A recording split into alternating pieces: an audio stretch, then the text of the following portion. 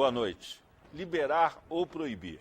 O uso da maconha voltou a ser polêmica após várias manifestações pró-liberação. Para debater o tema, convidamos o advogado da Associação Brasileira de Estudos Sociais do Uso de Psicoativos, Mauro Chaiben, que ganhou a ação no STF que liberou a marcha da maconha. O deputado federal João Campos, do PSDB de Goiás, líder da bancada evangélica na Câmara, e o neurocientista Renato Malcher, autor do livro Maconha, Cérebro e Saúde. Antes, vamos assistir a uma reportagem sobre o assunto. 40 cidades se mobilizaram neste final de semana. A Marcha da Liberdade, ou Marcha da Maconha, como ficou conhecida, vai contra o conservadorismo, a repressão, a violência policial e apoia a livre expressão. A liberação da polêmica marcha ocorreu somente na quarta-feira, 15 de junho, pelo Supremo Tribunal Federal. Uma decisão considerada vanguardista.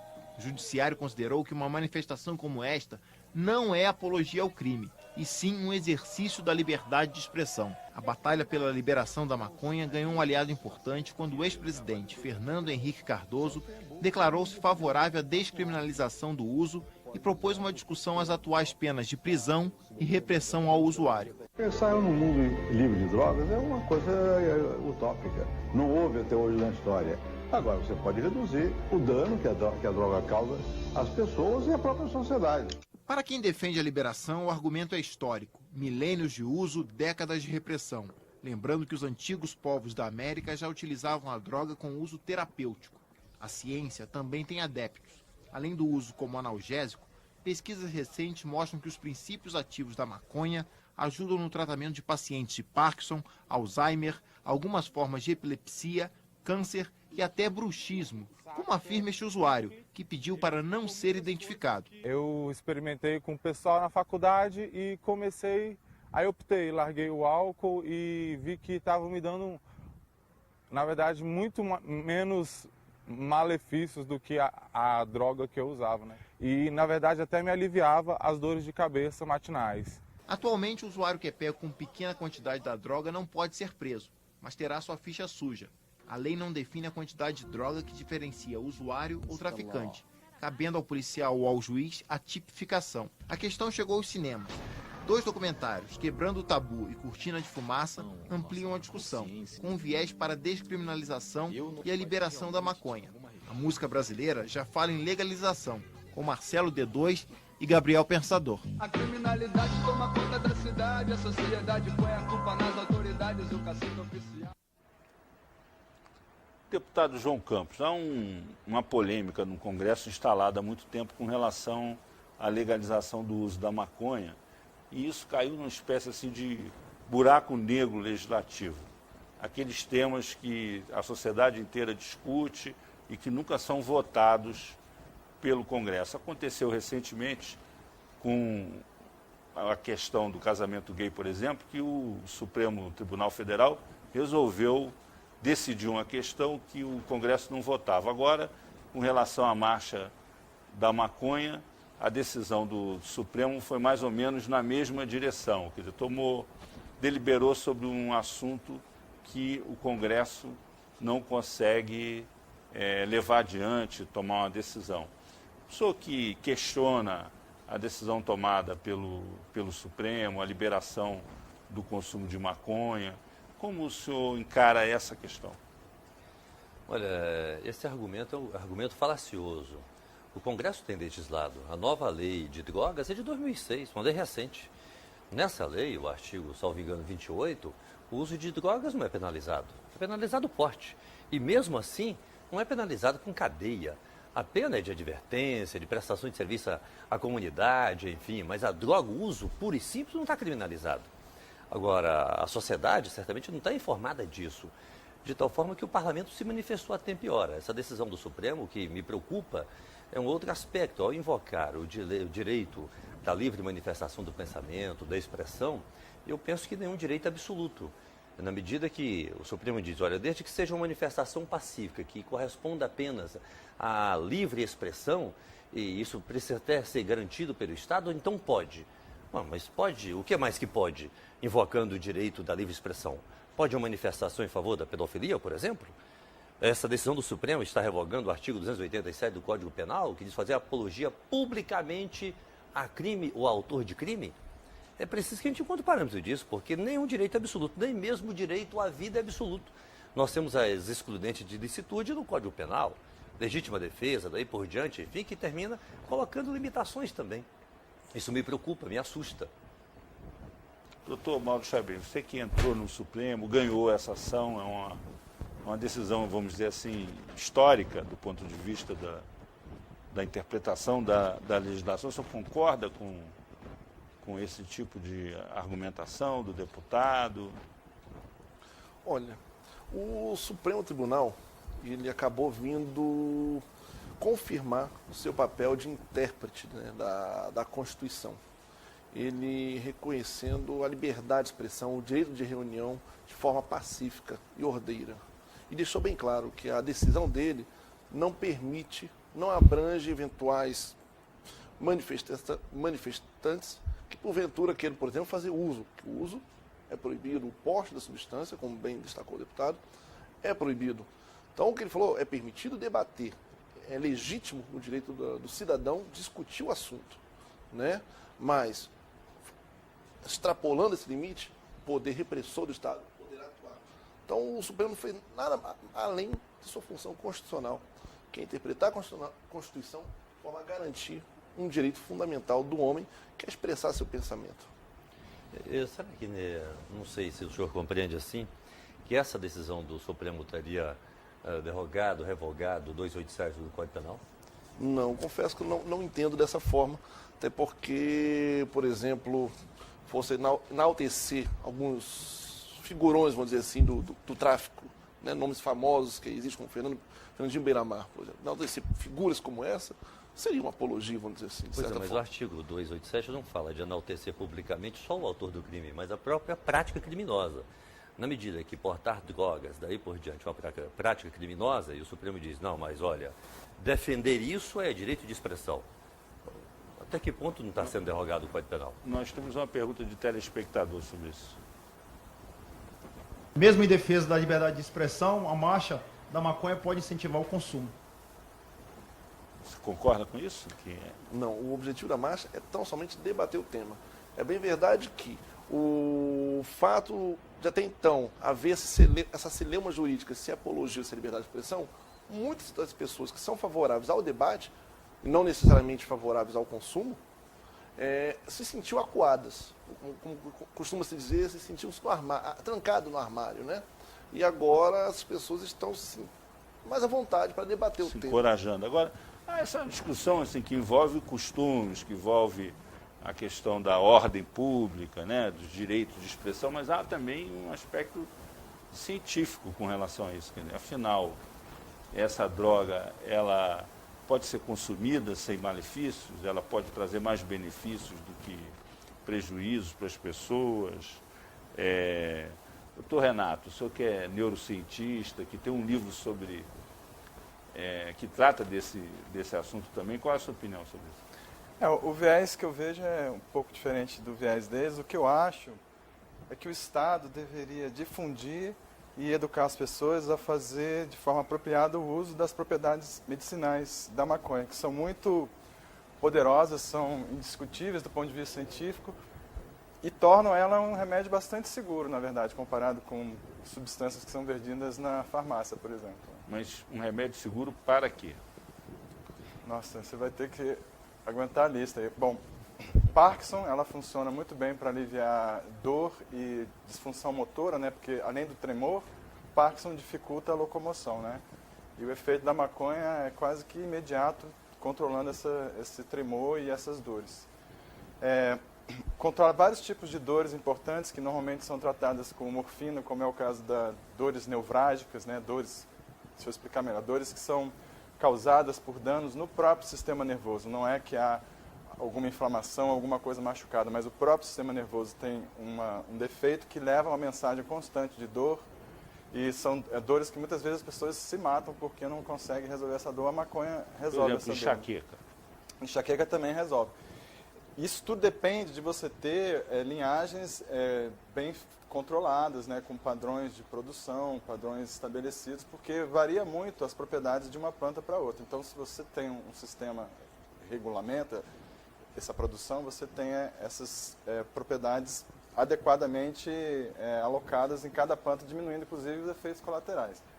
Mas, continuando, por exemplo, ela tem uma vantagem que ela tem um efeito multissintomático. Então, por exemplo, uma pessoa que está com câncer, fazendo tratamento de quimioterapia, ela sofre muito pelo próprio câncer e por causa do tratamento de quimioterapia, que causa um mal-estar terrível, né? E isso, obviamente, também causa um problema um problema emocional sério para a família, certo? Então, usando a maconha, ela tem um alívio das dores do câncer, ela tem um alívio da náusea, com isso ela consegue voltar a se alimentar, e se alimenta porque aumenta o apetite, aumenta o gosto pela comida.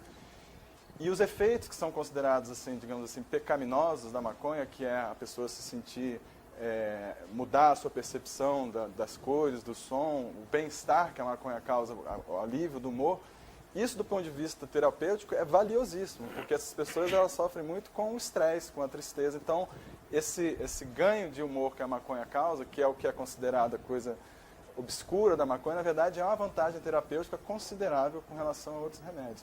Ela também serve, por exemplo, para broncodilatadora, ela inibe a náusea, né, inibe o vômito, como eu falei.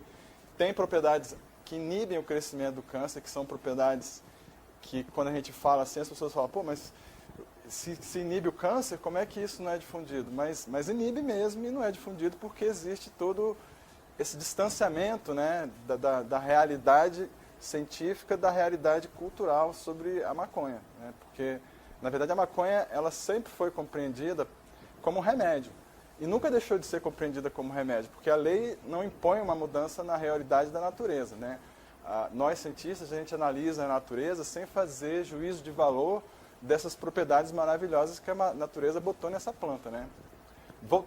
Para fazer uma ponte, então, com essa discussão da apologia, o que eu acho curioso é o seguinte, porque o que eu estou fazendo aqui, falando a verdade sobre a maconha, é apologia ou não é? Isso aqui quer dizer, se uma pessoa está na rua dizendo a maconha é boa para a saúde, em vários aspectos, e faz menos mal do que o álcool, isso é apologia? É uma coisa que eu não compreendo. Talvez eles possam. Mas a abordagem, de fato, tem outro viés. E essa abordagem, do ponto de vista científico, eu não vejo por que não concordar. Agora, evidentemente, e ao que me parece, a marcha da maconha não tem esse objetivo, não é? O uso terapêutico, medicinal, do ponto de vista científico, não só da maconha, mas de qualquer outra planta que tenha propriedades, enfim, só que isso vai acontecer a partir de prescrição médica, tem a dosagem certa, dependendo da enfermidade que a pessoa sofre, daí por diante. Não é isso que propõe a marcha da maconha.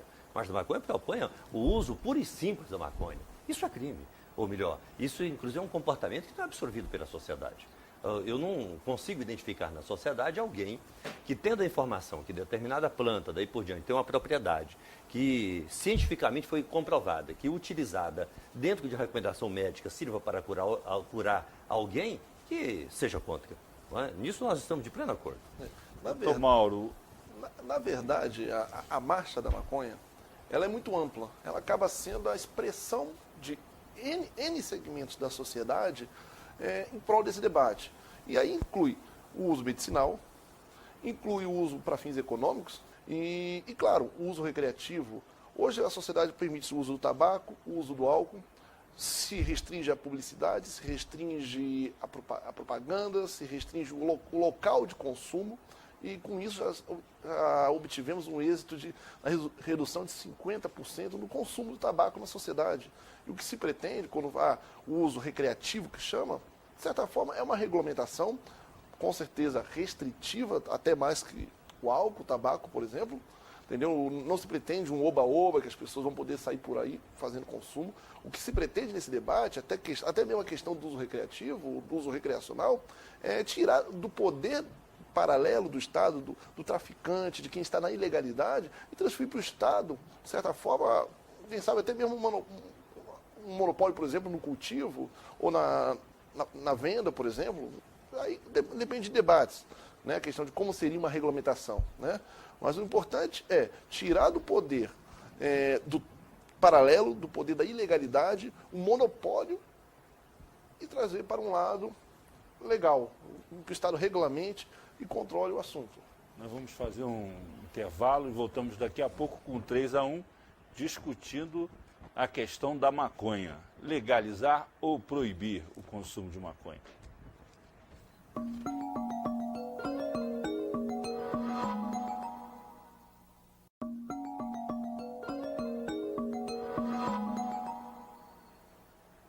Voltamos com 3-1, que hoje discute a polêmica do uso da maconha. Liberar ou proibir?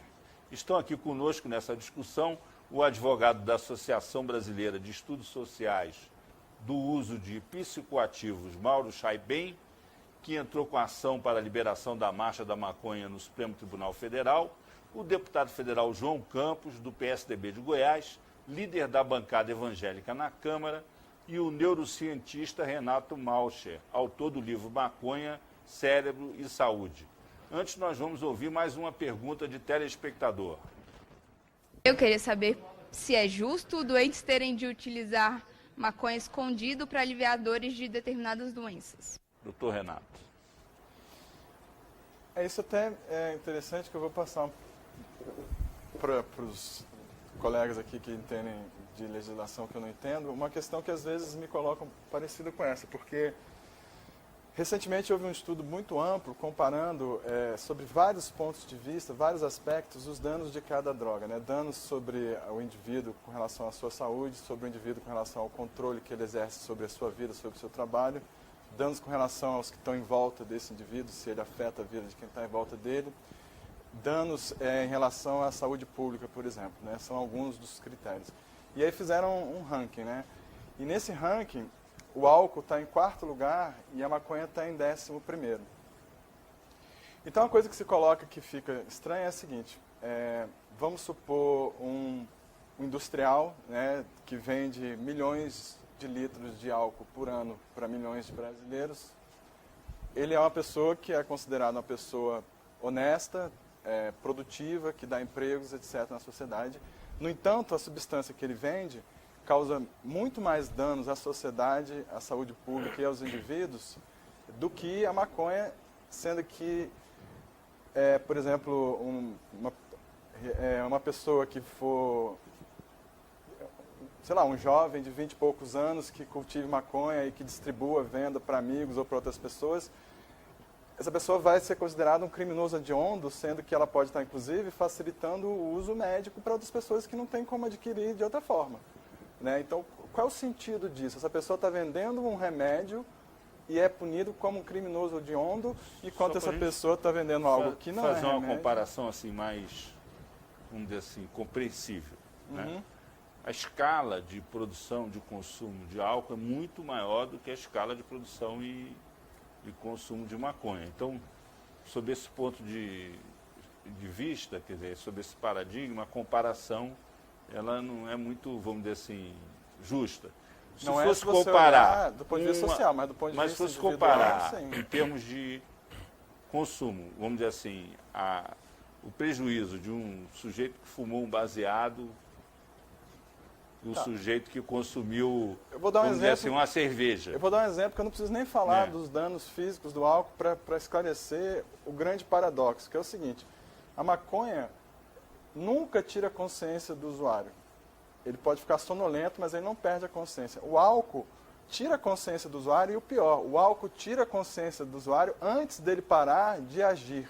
Então, o cara já não tem mais nenhum critério, né, de valor social, nenhum limite racional da ação dele, e ele continua agindo. Ou seja, ele está inconsciente, mas está agindo. Esse cara vira um potencial causador de danos, como é quando ele dirige, como é quando ele entra em brigas irracionais. A maconha não faz isso, a maconha não tira a consciência de ninguém, o álcool tira. Isso, para mim, é o suficiente para dizer que o álcool é uma droga muito pesada e a maconha não é. E aí, como que você enaltece pessoas que vendem milhões de uma droga que faz mal e tira a consciência das pessoas e diz que uma pessoa que produz e vende uma planta que não faz tão mal é um criminoso hediondo? Aí você pega um jovem, destrói a vida dele, destrói a vida, porque você pega um jovem de 20 e poucos anos, põe na cadeia, você destrói a vida dele. Qual é o sentido disso? Ou pior, Uma pessoa é pega em casa com uma pequena plantação que está usando para fins medicinais, está aliviando o seu sofrimento, está em plena harmonia com a natureza, com a ciência, com o direito fundamental dela de tratar do seu próprio bem-estar. Aí vem um agente do Estado, impede ela de fazer esse uso e ainda transforma ela num criminoso, transfere ela para uma situação que vai arruinar com a vida dela. Qual é o sentido disso? Você é apologia da hipótese que ele coloca, com todo respeito, é a exceção da exceção. Quantas pessoas no Brasil já foram identificadas pela Polícia Federal, pelas polícias civis, militar, que tinha uma plantação lá que era medicinal? É a exceção da exceção. Não é? Agora, foram presas como traficantes. Concordo inteiramente que o álcool provoca muito maior dano à sociedade do que a maconha. E aí o raciocínio é exatamente o contrário. Então que proibamos o álcool. Esse argumento não pode servir para liberar outras drogas que, embora tenham algumas propriedades que são benéficas, mas que têm grandes benefícios à sociedade também. É exatamente o contrário. E acho que nós estamos caminhando nessa direção. Não necessariamente de estar proibindo o álcool, mas de estabelecer restrições. A lei já estabelece a proibição da comercialização do álcool a menores de 18 anos. É pouco fiscalizado, mas isso está estabelecido na lei. O álcool é uma droga de fato permitida para os maiores de 18 anos. E sabe-se que o álcool, e no segundo passo a maconha, é a porta para as demais drogas. Isso eu não sei se seria consenso geral, mas basta a gente frequentar principalmente as comunidades terapêuticas e a gente vai ter esse testemunho no dia a dia. Não é? É a porta. Posso comentar sobre a porta só rapidamente? Bom, na verdade, a maconha, ela tem várias pesquisas mostrando que ela tem sido usada como porta de saída para drogas que realmente viciam do ponto de vista fisiológico, né? Isso então é o contrário, porque o que se diz que ela é uma porta de entrada porque o que ela faz, ela alivia a síndrome de abstinência de drogas como a heroína e o próprio crack. Isso tem uma pesquisa de observação de usuários do Dartil Xavier, da FAPESP, e que mostra que, espontaneamente, os usuários buscam a maconha quando eles não têm acesso ao crack e que, eventualmente, isso facilita que eles superem, né, o período de síndrome de abstinência e até abandonem o crack e substituam pela maconha, que é muito menos lesivo para eles, na verdade. E essa ideia da porta de entrada, na verdade, é uma confusão. Não é que está errado que exista uma certa sequência, mas há uma confusão de achar que essa sequência é imposta pelas propriedades farmacológicas da droga, porque não é. O que acontece é o seguinte: as pessoas vão usando as drogas na medida em que as drogas são mais ou menos disponíveis e populares. Então, elas começam com o álcool, que é uma droga pesada. As pessoas dizem, vai usar maconha e vai migrar para uma droga pesada.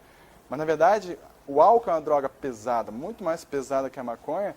E as pessoas começam com álcool porque é culturalmente aceitável o pai oferecer lá uma cervejinha para o filho de 16, 17 anos.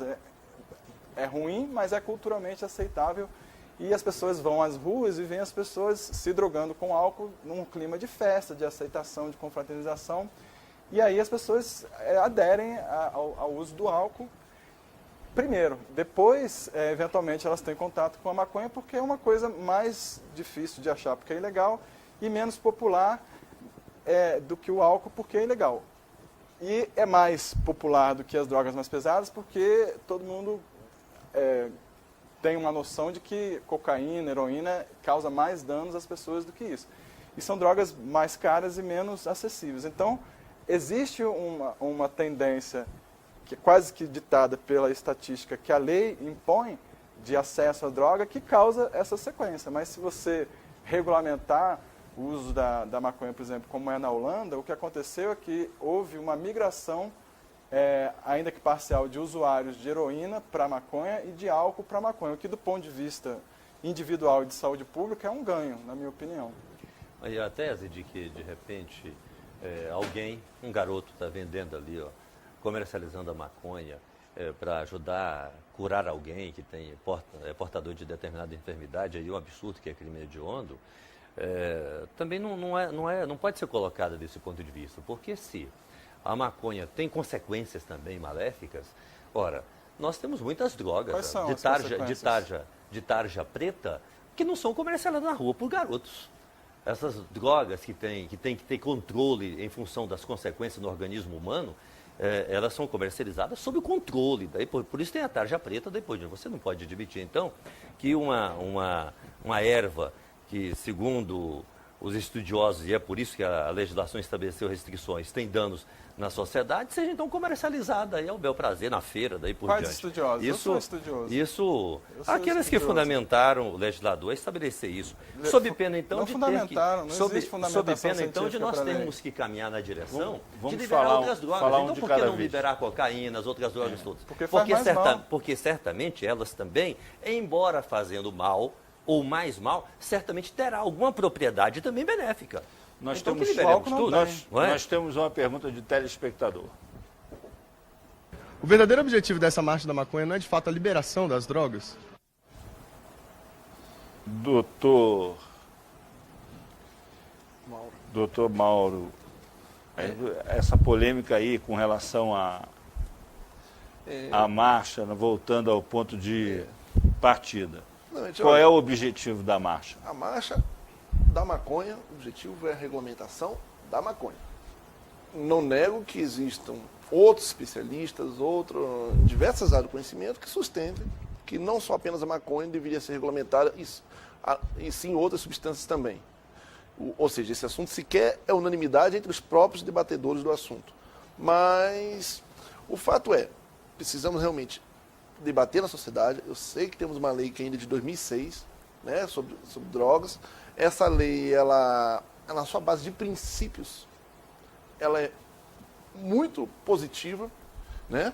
Mas na hora que criminaliza as condutas, ela é uma linha bastante tênue. O que é um traficante, o que é um usuário? Então, pega-se as condições do agente, as circunstâncias em que houve esse flagrante. E isso é um perigo, porque é possível um delegado, um determinado flagrante, entender que determinada pessoa é traficante, e depois, no decorrer da instrução criminal, essa pessoa vai ser desclassificada para usuário. Mas até ela provar que ela é usuário, ela vai ficar presa. E como já bem destacado, a lei hoje em dia não prevê pena de cadeia para o usuário. Mas enquanto esse usuário não prova na justiça que ele é usuário, ele fica preso. É o que está acontecendo hoje com um jovem aqui de Brasília que foi preso no dia seguinte da marcha. Ele produzia para consumo próprio em sua residência. Realmente havia uma quantidade um tanto significativa, mas aí são vários detalhes para justificar isso. E esse jovem está sendo acusado. E quanto tempo ele vai ficar preso? Você fala que a lei, então, ela é ambígua, do ponto de vista do procedimento do agente policial. Ela é ambígua. Mas há um outro questionamento que foi feito pelo doutor Renato, que eu dei uma esfriada aqui no debate, e que eu gostaria que ele explicitasse, que é a seguinte, é de que a lei não tem base científica para classificar a maconha como uma droga prejudicial à saúde. Explica isso para nós aí. Foi o que eu falei.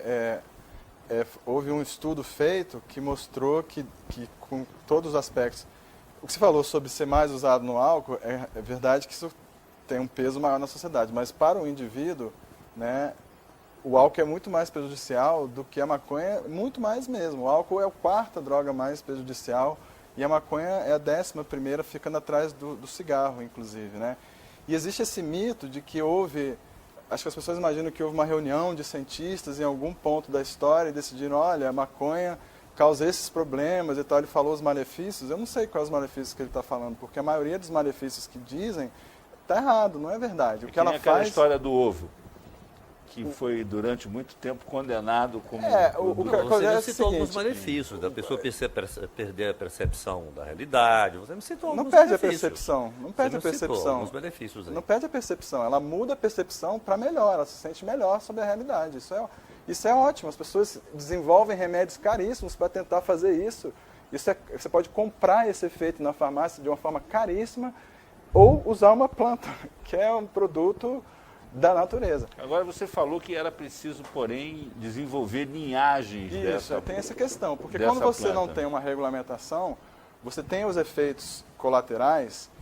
Por exemplo, o efeito colateral mais prejudicial, eu não diria maléfico para a pessoa, é um déficit na capacidade cognitiva enquanto ela estiver sob efeito da maconha. Se a pessoa usa todo dia, ela vai estar sempre um pouco aquém de alguns aspectos da sua capacidade mental. Mas isso não quer dizer que a pessoa não se sinta beneficiada pelos outros aspectos, né? Eu acho que vários artistas se beneficiam por essa percepção da realidade, essa criatividade, esse bem-estar, né? que é um dos efeitos da maconha que tem vantagem terapêutica. Então, crianças ou jovens em idade de crescimento não devem usar maconha porque isso vai desmotivá-los e vai prejudicar o aprendizado, certo? Mas do ponto de vista de qualquer outro aspecto, se você considerar os adultos, não existe nada que justifique esse fantasma, esse assombro que existe em torno da maconha. É uma coisa cultural. A maconha, quando ela foi proibida, ela não foi proibida por causa das propriedades psicoativas dela. Ela foi proibida por questões geopolíticas, econômicas, que dizem respeito, sobretudo, inclusive, ao uso do cânhamo, que nem tem propriedades psicoativas. Não houve, como as pessoas imaginam, há 90 anos atrás, uma reunião de cientistas para dizer vamos proibir essa planta porque ela faz mal. Não houve. Quando ela foi proibida, inclusive, a maconha era das grandes estrelas da indústria farmacêutica. Ela já foi vendida em xaropes pela Lilly, pelas principais indústrias farmacêuticas. E hoje em dia, que a gente está com esse debate bobo de se não é, enquanto isso, as indústrias farmacêuticas estão produzindo extrato de maconha balanceado e vendendo. Então, voltando à questão. As plantas têm vários princípios com propriedades diferentes. Então, se você tiver uma abordagem científica para tirar vantagem desse conhecimento e balancear esses princípios ativos, você pode diminuir, por exemplo, a tendência para algumas pessoas de terem... existe um grupo pequeno de pessoas que tem tendência à psicose que não pode usar maconha, porque a maconha, o THC pode aumentar a tendência a ter um surto. Porém, esquizofrênicos, por exemplo. Pois é. Porém, a maconha tem o canabidiol, que faz o contrário, que é um antipsicótico. Então, se a pessoa, se houver um aporte do Estado para produzir uma planta com mais canabidiol, o próprio psicótico pode eventualmente tirar vantagem dessa planta, se comprovado que assim essa planta funciona de fato dessa maneira, para tratar a ansiedade, que é um problema comum entre os psicóticos. E o canabidiol é ansiolítico e antipsicótico. Nós vamos fazer um intervalo, voltamos daqui a pouco com o 3-1 discutindo a questão da maconha, liberar ou proibir. A gente volta já.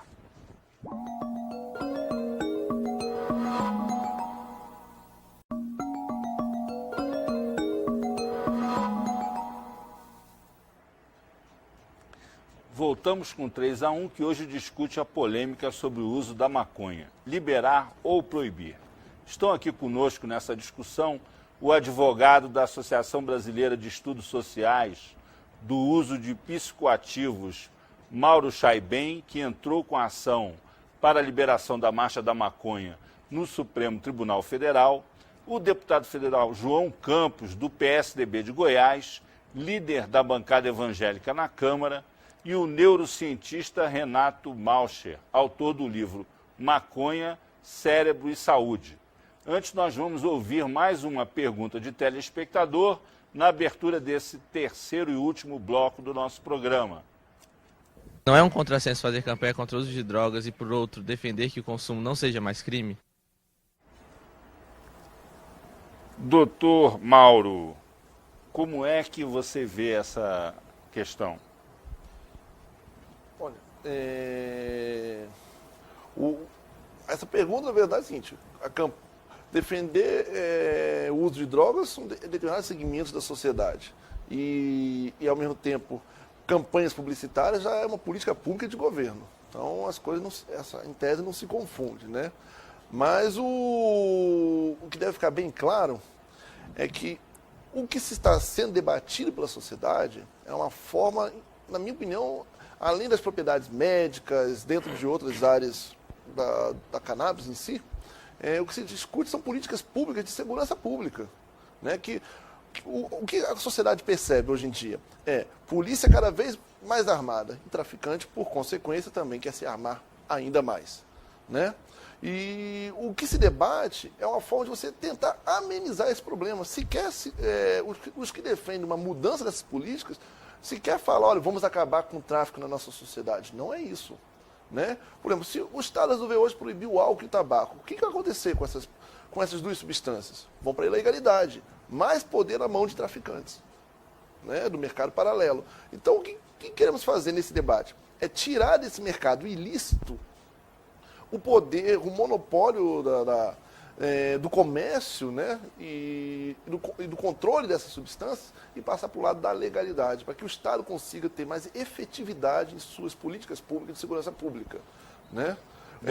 Deputado João Campos, o líder máximo do seu partido, o ex-presidente Fernando Henrique Cardoso, fez uma revisão assim, completa de suas posições com relação à questão do uso de drogas, do combate às drogas, e hoje é um dos líderes mundiais de uma campanha, inclusive tem um filme na apresentação do programa, um trecho do filme foi mostrado, Quebrando o Tabu, para que seja revista toda a legislação, essa legislação que o senhor está defendendo. E ele é o líder do seu partido. Você já teve alguma conversa com ele, já procurou ele para tratar desse assunto?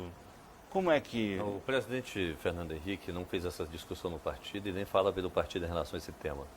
Ele tem o respeito de todos nós, a nossa admiração, é um líder, mas em relação a esse tema ele fala por si só. O partido não fez essa discussão, daí por diante. Ele continua tendo o nosso respeito, mas é uma tese que é colocada por ele enquanto indivíduo, enquanto pessoa. Agora, eu sou policial de carreira, né? Sou um delegado de polícia. É evidente que houve um fracasso do combate às drogas, do Plano Colômbia, nos Estados Unidos. Quer dizer, nós estamos diante de uma situação real. Quer dizer, nunca se gastou tanto com combate ao tráfico de drogas, ao consumo de drogas, à produção de drogas, e, entretanto, a escala do tráfico, o fracasso é evidente, e agora o exemplo mais gritante é a situação do México, que está em vias de se tornar um que se chama de narco-estado, né? Porque o grau de corrupção do aparelho policial, do aparelho de repressão, é enorme. Nós estamos vivendo uma experiência assim, interessante com relação ao combate ao tráfico, no caso do Rio de Janeiro. Qual é o balanço que o senhor faz disso aí, já não do ponto de vista da questão legal, mas do ponto de vista da eficiência policial? A eficiência policial está muito baixa, mas não é só nesse caso. É também em relação a roubo de carro, é em relação a homicídios, a taxa de homicídio, agora o mapa da violência mostrou isso, enfim. Então, exatamente por quê? Porque ao longo do tempo, e a gente volta para a questão exatamente das políticas de segurança pública, os governos, não apenas esse, ao longo do tempo os governos não investiram em segurança pública, não investiram em termos de qualificação de policial, de logística, de novas tecnologias, daí por diante. Então o crime avançou e as polícias, por falta de investimento, ficaram lá atrás. Elas não conseguem dar a resposta, não só nessa área, mas nas demais áreas. Agora, eu queria até me reportar aqui uma palavra do Dr. Mauro. Essa legislação, ela não é perfeita, mas é uma lei boa, uma lei nova de 2006 e que é reconhecida internacionalmente. Agora, não é perfeita. Esse é um dos pontos de discussão. Mas vale dizer, em relação ao usuário não se impõe prisão ao usuário no Brasil a partir dessa lei. Sequer o usuário é alvo de auto de prisão em flagrante. A lei, no artigo 28, estabelece que pena para o usuário não se impõe pena de prisão. É advertência, é prestação de serviço à comunidade e outras penas de caráter educativo. Então, o usuário sequer é objeto de condução pela autoridade policial para flagrante. A lei, nesse sentido, do meu ponto de vista, foi até benéfica. Agora, não basta, na medida que o aparelho policial foi deficiente, daí por diante, então, que a gente legalize ou descriminalize apenas o uso. Então, que a gente vai ter que descriminalizar também o tráfico, o comércio, daí por diante, que ocorre em relação ao álcool. O álcool pode ser comercializado e a indústria está aí devidamente legalizada. Se nós permitimos o uso, mas vamos continuar criminalizando o tráfico, o comércio das drogas, nós vamos fortalecer o tráfico, porque evidentemente vai aumentar o uso. Evidentemente. Então vai aumentar a transação comercial em relação a isso. Agora, era muito bom que todos nós pudéssemos conhecer toda essa realidade. O que é que o governo, independentemente da política de segurança pública aqui, tem feito na área da prevenção ao uso de drogas? Essa é uma boa pergunta. É quase zero, se não zero. E na área da recuperação, do tratamento, daí por diante, o que nós temos de resultado positivo no Brasil são iniciativas voluntárias, principalmente de natureza confessional, de espíritas, católicos, evangélicos, enfim. O governo é omisso. A única área que o governo opera quanto às drogas é da repressão e com ineficiência. Nós temos mais uma pergunta de telespectador. Porque em outros países, medicamentos à base de maconha já são legalizados para o tratamento de doenças graves. Renato, aproveita e fale um pouco também das suas pesquisas com relação a isso.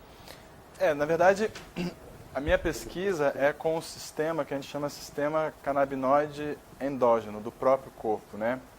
Recentemente foi compreendido o efeito que os princípios ativos da maconha faziam no organismo, que antes achava que era um efeito desorganizador, mas na verdade ela atua sobre estruturas específicas que regulam a forma como o sistema nervoso funciona. E a partir da descoberta dessas estruturas específicas, se compreendeu que o cérebro deveria produzir substâncias parecidas com as que tem a maconha, e aí encontrar essas substâncias no cérebro são chamados canabinoides endógenos. O canabinoide vem do nome cannabis sativa, da planta.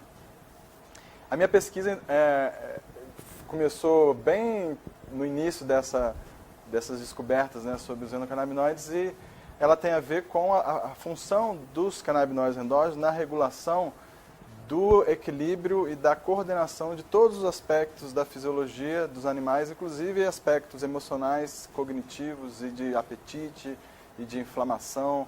É um sistema que orquestra a adaptação do organismo de volta à normalidade. Não é que quando ele atua, ele está na normalidade, ele faz essa transição.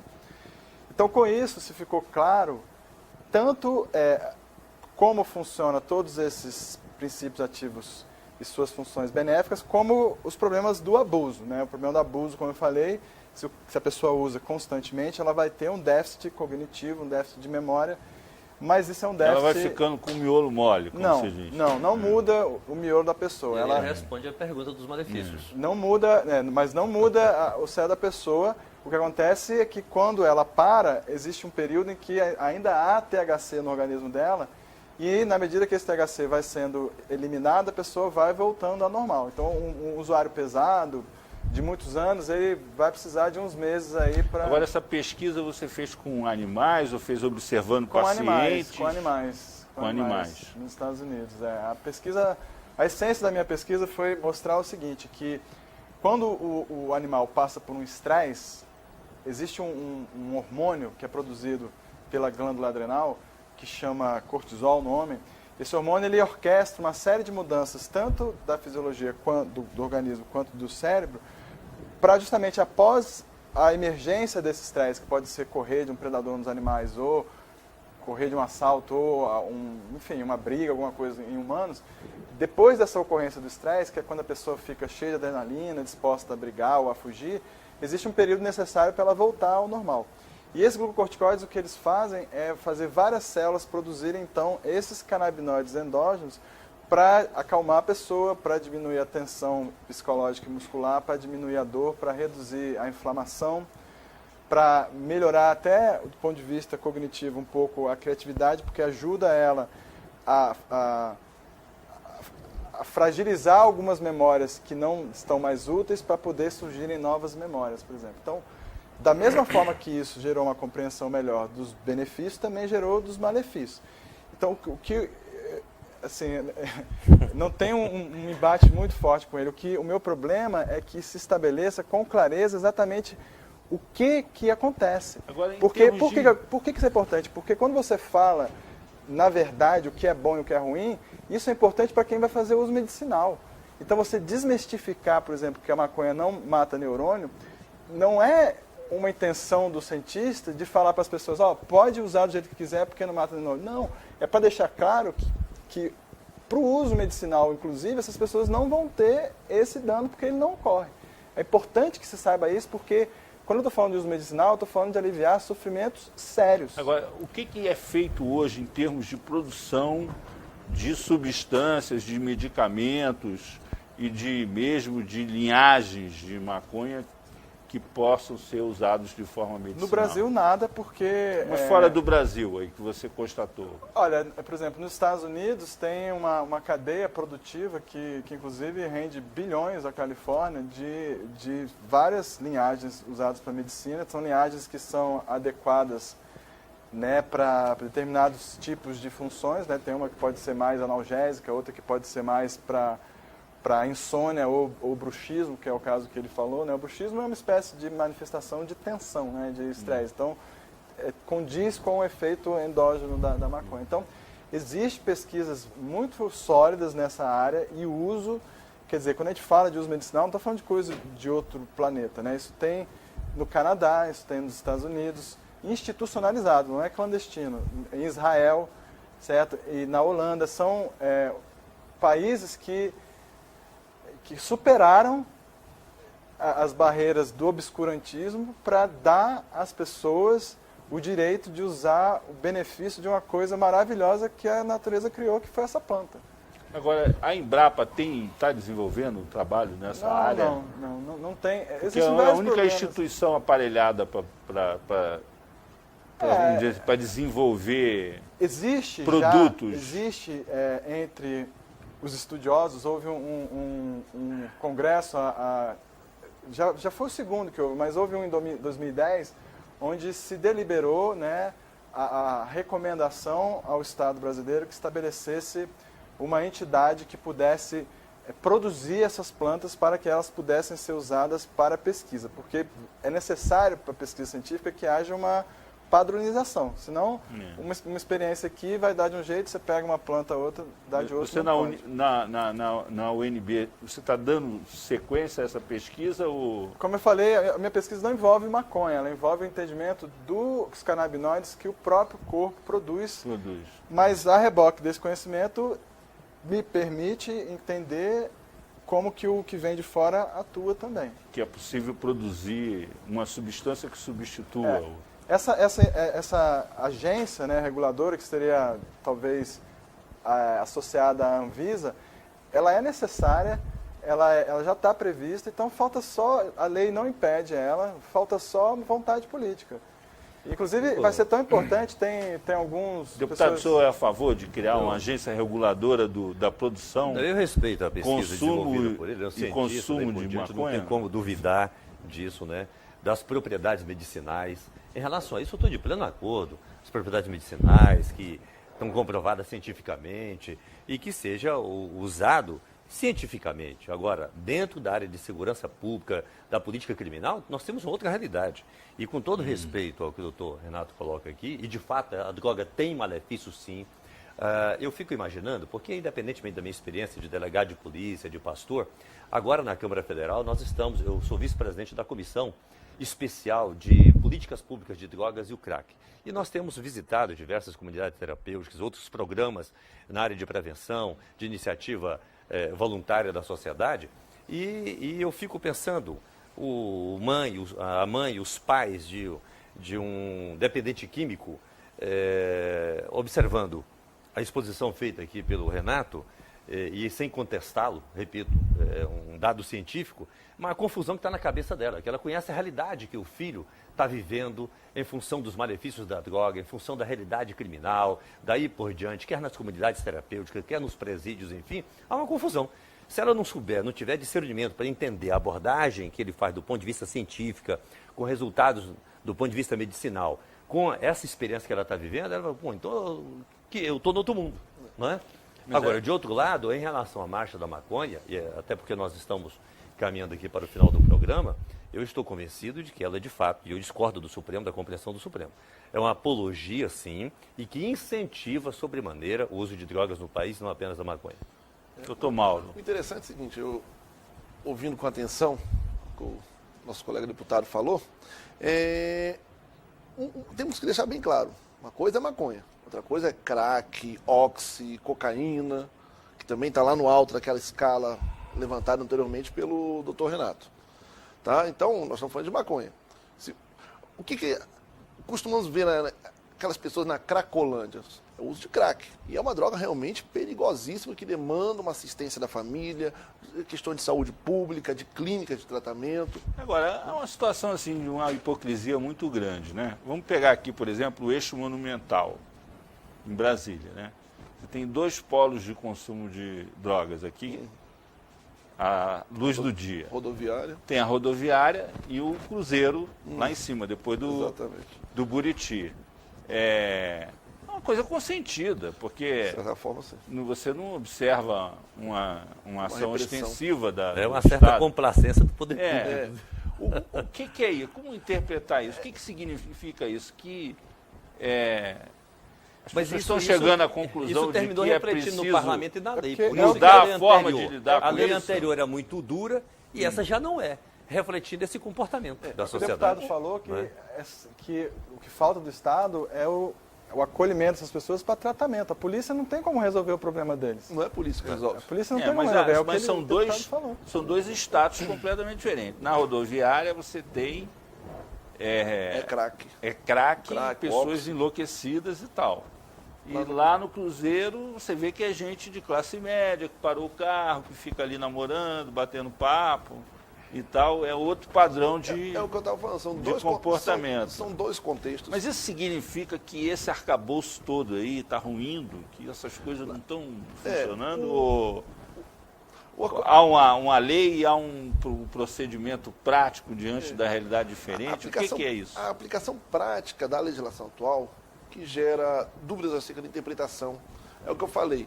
É muito nítido. Realmente, o usuário não vai para a cadeia. Mas a definição de quem define o que é usuário e o que é traficante é o delegado. E aí vai muito, também puxa muito do lado, aonde foi pego esse usuário? Foi numa periferia e a pessoa não tem como justificar naquele de início como é que ele conseguiu a substância, a tendência é ser traficante. Então, isso é um problema. A aplicação da lei em si é um problema. Tá? Outra coisa, a diferenciação dos níveis, de quais são as drogas que estamos falando. Realmente, crack, eu não estou aqui discutindo crack.